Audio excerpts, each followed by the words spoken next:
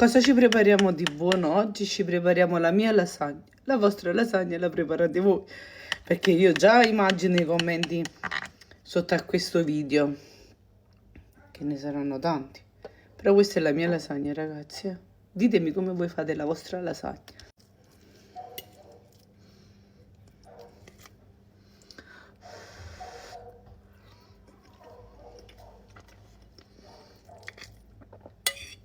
Non è troppo saporito.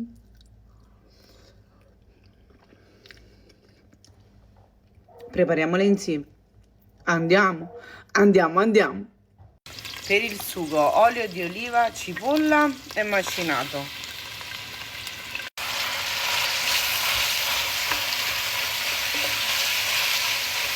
Facciamo soffriggere un po' e sfumiamo con il vino.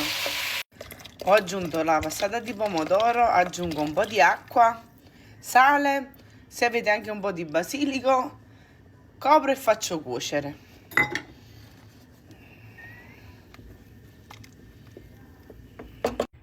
Nel frattempo ho fatto anche le polpette che poi ho aggiunto al sugo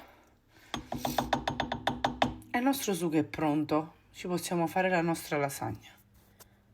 Io ho preso una bella provola affumicata, quest'anno mi va di farla così, poi all'interno ci esce anche il bocconcino, quello era per prova.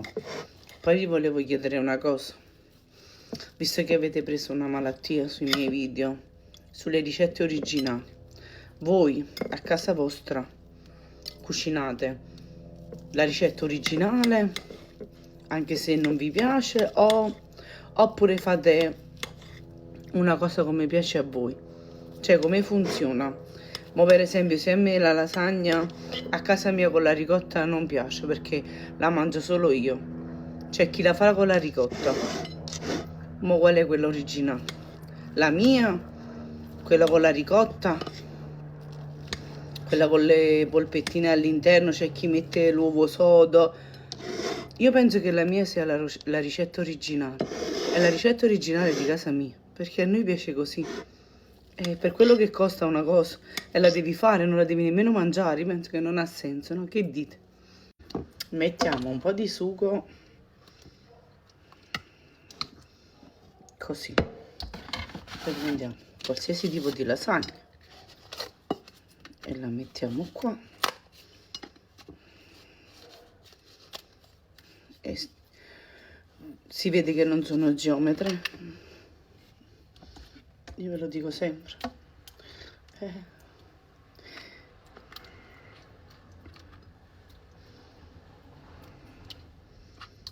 Ecco qua, ci mettiamo la provola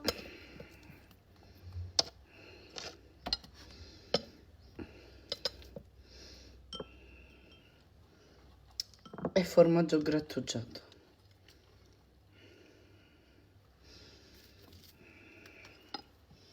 Facciamo un altro strato.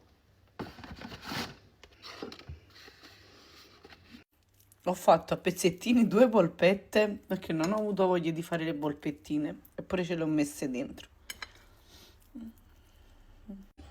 Ecco qua, quando vi sentite soddisfatti dite basta, per me va bene così. Io accendo il forno, 180 gradi è in forno, ma voi non vi muovete che torno subito.